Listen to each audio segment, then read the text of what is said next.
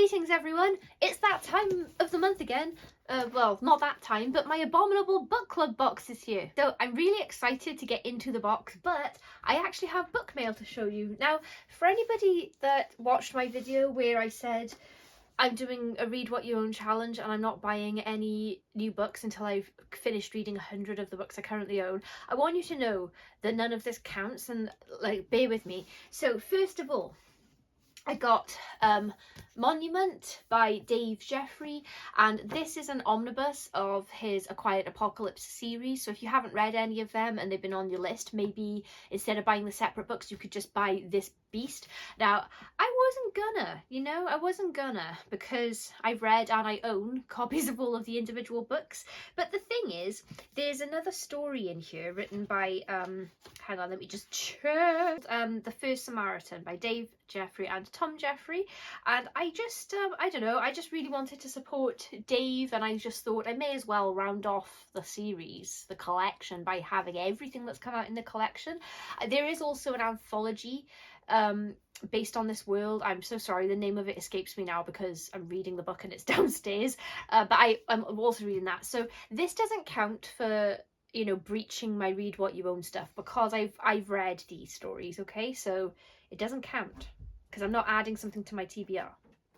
Okay, these also don't count because I'd also factored them in already for my read what you own challenge, so they were already on my list, and these were sent to me by the lovely Tamsin at PS Publishing, who always gets me review copies and things. I usually take e-copies, but you probably know if you've watched my videos, I've been whining a lot recently. I've been suffering a lot more migraines and headaches than normal, so I'm trying to, even though I have to take ebooks from authors and stuff, I am trying to move more to printed work for the sake of my eyes and my head. So Tamsin was really kind and sent me physical copies instead of e-copies this time, and yeah, so I'd already put them on my read what you own list, so that's why these don't count. So I've got Scorpion Girl by Janine Webb, and as always, PS Publishing's covers are always beautiful. The cover art here is by Carly Allen Fletcher, and it's beautiful. So I have no idea what this is about. I always just say yes for everything from PS Publishing because I am obsessed with the press. They publish all my favourite authors, and I buy their books anyway. And then we've got two novels by James P. Blaylock, Pennies from Heaven and The Invisible Woman. So let me show you both of them. Look at these covers! Oh, wow, so beautiful. They're so shiny and cool. So beautiful. These say a book designed by Pedro Marquez. Or Marx, sorry if I've mispronounced. I'm just checking if that means cover art by, if that's the same thing. I don't know if book design. Yeah. So yeah, I have no idea what these are about either. I can't wait to read them. And then I've got Tales Nocturnal by Tim Foley, cover art by Daniel Serra. I love Daniel Serra. I know he's worked on Tim Leben books, and this is nothing to do with the unboxing, but let me show you this real quick. Funnily enough, at Edgelit one year, I entered the raffle and won this Daniel Serra art book, and it's gorgeous. It's like his I know he does a lot of book cover design. I'm sorry if there's glare on this, I'm very sorry, but what a wonderful artist. Oh, funnily enough, it was a raffle hosted by Tim Leben and Sarah Pimbra, and it was hilarious because I don't think they'd mind me saying they'd been at the bar for a bit before they hosted this raffle, so it was a little bit wild. Anyway, okay, so yeah, I'm really delighted, and Tamsin or anyone from PS Publishing, if you see this, thank you so much for the books. I really appreciate it, and they are on my to be read almost immediately list, so I'm really excited. All right, on to the main event. I got my scissors ready this time. So, for the uninitiated, if there is anyone on my channel that still isn't familiar with the Abominable Book Club, it is a monthly subscription box. There are two options for the book boxes, so you can get the Full Guts package, which is what I get, and so I'll show you everything that's in that, but that will be books, and then snacks, hot drinks, and then there'll be extra items, like extra little goodies. Or you can get the bare bones package, which is just the books with none of the extra stuff if you want to save yourself a little bit of the expense.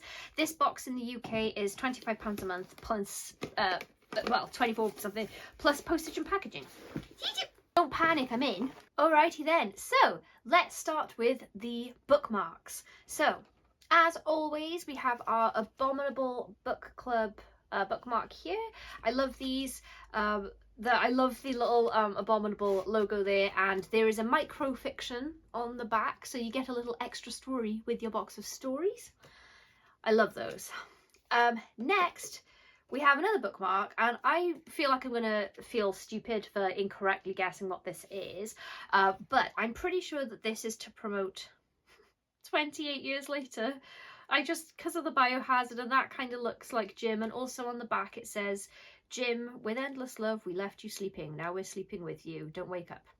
And I'm pretty sure his name was Jim, Cillian Murphy's character, but please correct me if I'm wrong, and this is from something else, and let me know what it is, because I'm not very good at guessing the franchises from the bookmarks for some reason. Okay, next, let's go into the hot beverages. Let's do the coffee first. So, as per usual, we've got our Lions coffee bag, our Nescafe sachet.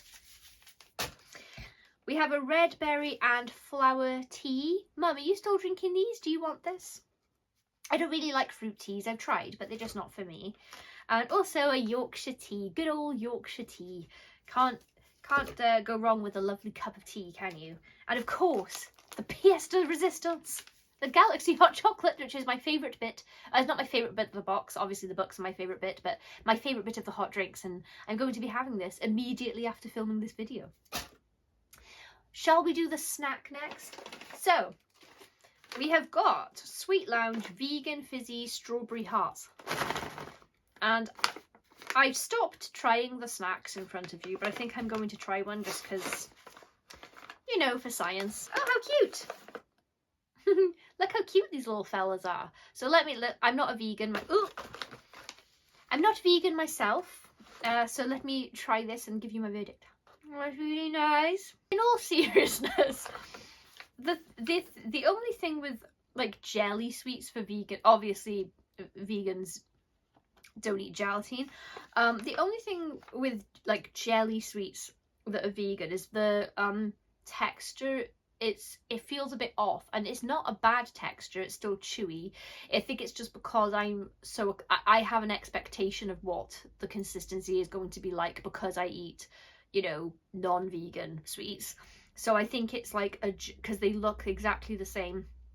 I think that's what it is for me, is like the texture feels weird when I start eating them. However, the flavour is really nice. Like they actually, like, they're strawberry flavour and they're really, really nice. And also not even half bad for natural colours and flavours, fat-free and gluten-free. So they're kind of like everything free, but they are like tasty and I will eat them. Okay, the extra little item, one of the extra little items in this box is so cool. This is going to be a magnet. This is a magnet, so this is really, really cool. Honk if you love horror. Oh wait, is it a bumper sticker? No, it is a magnet. I guess that you can attach to your car though, so that's really cool. And I think I will put it on my car and just see how long it lasts. I live in a little Welsh Valleys town, and discovered my wing mirror smashed to pieces yesterday, so I don't know how safe a bookmark that can just be peeled off, a magnet that can just be peeled, so I don't know how safe a bumper sticker that can just be peeled off might be, but we'll see. I'll put it on my fridge.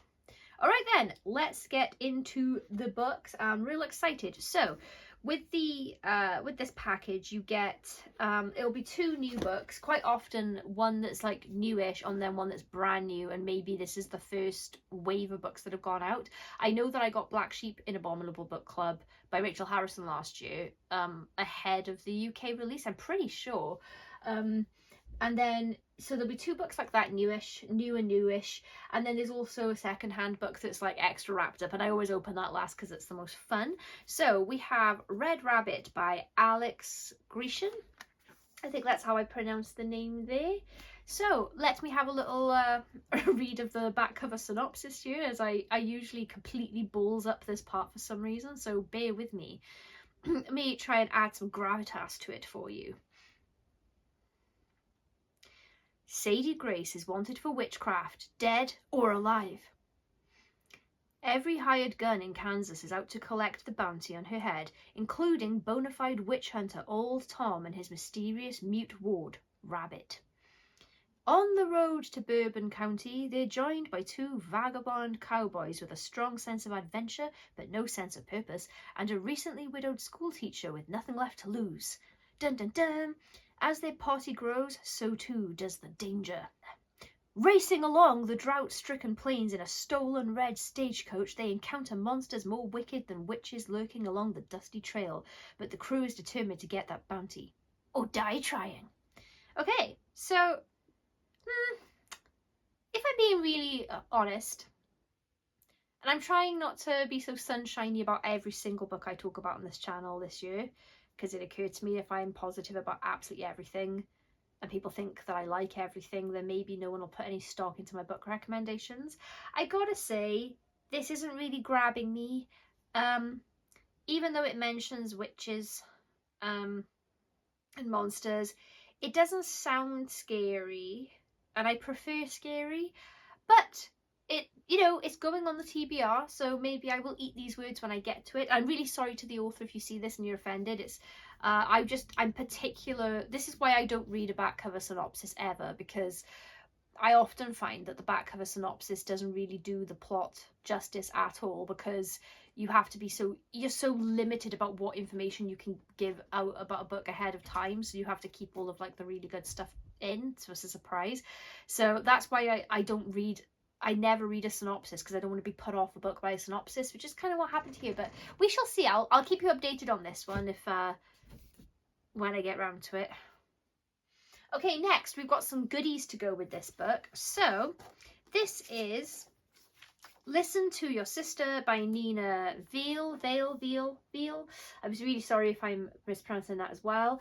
And to go with that, we have got is this sorry, my cat is squeaking the door. Loki, do you want to leave?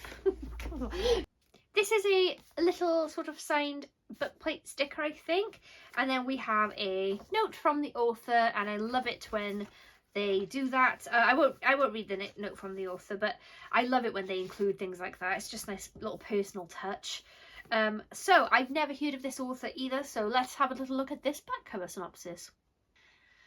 25-year-old Calla Williams is struggling since becoming guardian to her brother Jamie. Calla is overwhelmed and tired of being the one who makes sacrifices to keep the family together. Jamie, full of good-natured 16-year-old recklessness, is usually off fighting for what matters to him or getting into mischief, often at the same time. Dre, their brother, promised he would help raise Jamie, but now the ink is dry on the paperwork, and in classic middle child fashion, he's off doing his own thing. And through it all, the nightmare never stops haunting Calla, recurring images of her brother's dying that she is powerless to stop. When Jamie's actions at a protest spiral out of control, the siblings must go on the run. Taking refuge in a remote cabin that looks like it belongs on a slasher movie poster rather than an Airbnb listing, the siblings now face a new threat where their lives and reality hang in the balance. Their sister always warned them about her nightmares. They really should have listened.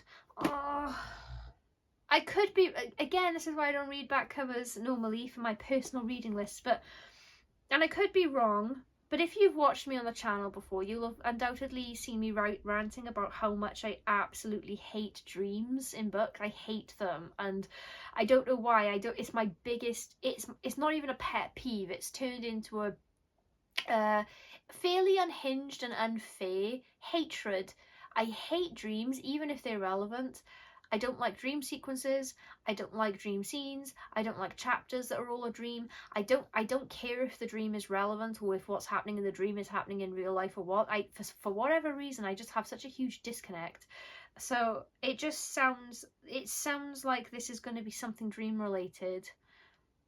If you've read this and it isn't, please tell me in the comments. Like, don't try not to do any spoilers or anything like that, but can you confirm or deny if this is going to be dreams? Because I'm really sorry to the book and author, but it's not going to be very high on my TBR, to be honest, if it is. I do love the cover though, and I'm interested because I've not read this author before. So am I in a mood?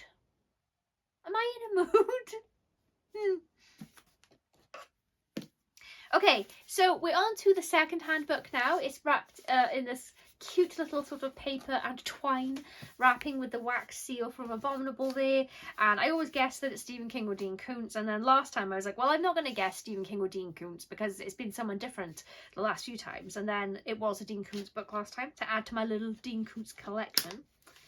Let me see. Ow! This has not been my box. So it's Stephen King's Dreamcatcher, and I gotta tell you, I love this book, but I already have 2 duplicate copies that I'm trying to get rid of, so this is the 3rd one. If anyone wants a copy of Dreamcatcher, you can find my email in my information, like in the tab on YouTube, and just let me know and I'll post it to you, because I can't keep collecting duplicate and triplicate copies of Stephen King. My house is getting overrun with them. So, I guess my favourite thing in this box actually is the hot chocolate this time. I do not regret my purchase because the 2 new books I haven't given a chance, and to be fair to Abominable, every book that I've read that's come from one of their boxes I've actually loved, and a lot of the time they are books that I wouldn't have picked up myself had I seen them in a bookshop or something, or I might not have fancied them from the description or ordered them. So Abominable Book Club has introduced me to authors like Rachel Harrison and Cassandra Khaw, and so I will give them a shot, those books. I'm sure I'm probably being a bit harsh. I'm probably being a bit hangry. So yeah, I think this is the first time that I've felt disappointed with anything in the box. I'm not disappointed with the second-hand book because that's roulette anyway. Somebody who collects and reads as much horror as I do, this is inevitably going to happen. But yeah, this is the first time. But you know, I'm still excited for next month's box, even more excited now, and I still had quite a good time opening it. So I hope that this was fun for you to watch. I'm going to go off and have my little hot chocolate now, and I will see you tomorrow for an author interview, and I'm really excited. Any guesses in the comments about who it is? See you tomorrow, please!